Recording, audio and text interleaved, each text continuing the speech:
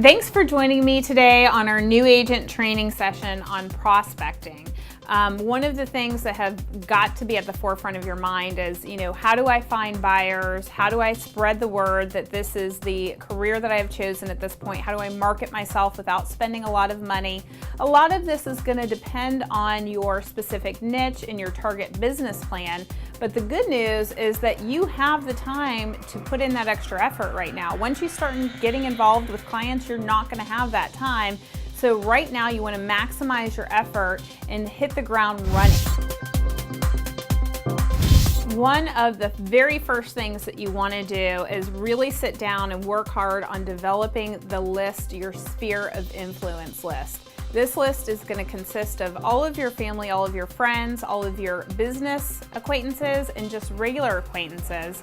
And you want to think out of the box a little bit when you're actually reviewing this list. This isn't just somebody who will refer someone to you to buy or sell, but also anybody who could be a potential business partner to either cross-market with or partner with you to co-market. So anybody who will split the marketing costs because you're developing within the same target group, or somebody who will just give you the floor to speak to their client base would be great. But you want to really think outside of the box when you're developing that list. Write down every single person that you can think of. You also want to remember that as your business grows, you are also developing that sphere of influence list. So you want to go back and constantly update.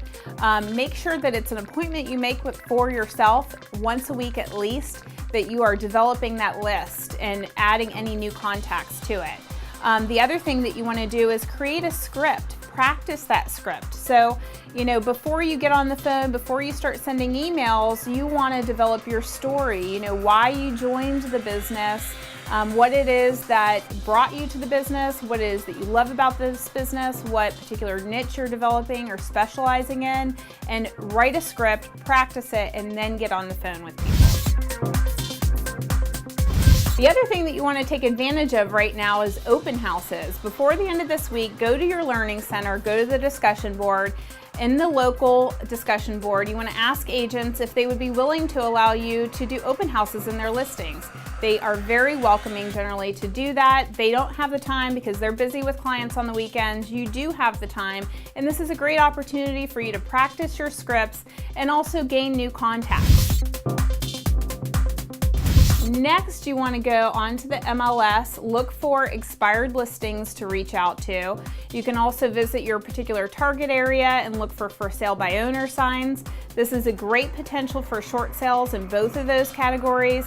You can reach out to those sellers and see what you can do for them. Right now, you have the time to dedicate to setting up your social media sites and your website. So you want to visit our e-learning center and look at the how-to guides for setting up the social media sites and develop those social media sites and also develop your website. One of my biggest recommendations is that you actually develop your tweets on Twitter and all of your Facebook posts before you start engaging with people on social media sites, because it looks like you have some sort of meat to your website and your social media sites before you launch them, essentially by engaging with your contacts. Next, you want to work on your print materials. Even if it's not an immediate investment for you, it's something that you want to look at and make sure that you have them laid out and it's consistent with the way that you are looking to brand yourself. So take a look at your direct mail pieces, possible brochures, print postcards, follow-up pieces, a thank you card, and make sure that all of those kind of have some sort of same branding message, and that fits well with your marketing plan. Once you've made the initial contact and gone to all the networking events, you might feel a little bit exhausted at this point, but this is the time that you really have to kick it in gear. All of your efforts could be for naught if you don't choose to do that at this point. So it's very important that you always answer your phone, you always respond to emails. I don't know how many times I've had clients tell me that agents aren't responding to them. They're not picking up their phone. I've emailed 10 agents and only had one respond to me in regards to my inquiry. You want to be that one person that's responding if nobody else is. So definitely answer your emails. The other thing is your prospects are not going to expect an immediate answer, and you don't have to give them an immediate answer. In fact, you look much better if you tell them, let me find that out for you, or I have to do a little research on that subject and get back to you because I want to make sure that I give you the right answer. That's fine to do. You don't want to give quick false information. They're not going to come back to you. They're not going to be a referral source, and it's not going to be a long-term relationship that you're sparking at that point. Finally, you want to follow up, because people simply forget. You don't want to take it personally when you've made a few phone calls and that person hasn't gotten back to you.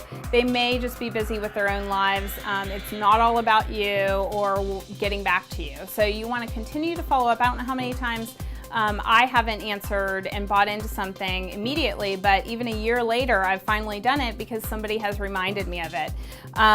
Also, I know we talk a lot about technology to implement, and that is very important, but there is still something to be said for a handwritten note, especially if you make a personal connection with somebody. You want to highlight whatever personal connection you had in that particular note, but send a thank you note, send a follow-up note with a handwritten note as well.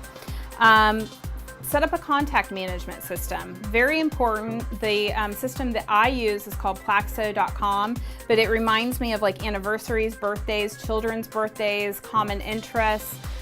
So I get a daily email, and everything, any date that is related to that particular email will come to me, so any anniversaries and birthdays, so I can send a birthday card to that person. Another great application that I use with my Gmail account is called Rapportive.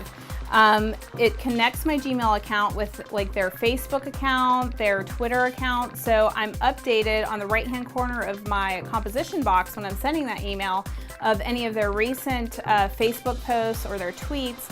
So when I'm sending them an email, I can say, oh, I see that you were in the Keys last week and you were fishing. It looks like you had a great time. On Facebook, I looked at your pictures, and then go into whatever conversation I was going to have in relation to business. These are all great tips for you. I hope that you start prospecting, but definitely visit our discussion board. Come back to me with any questions that you might have, and I would be happy to help. But thank you for joining me today.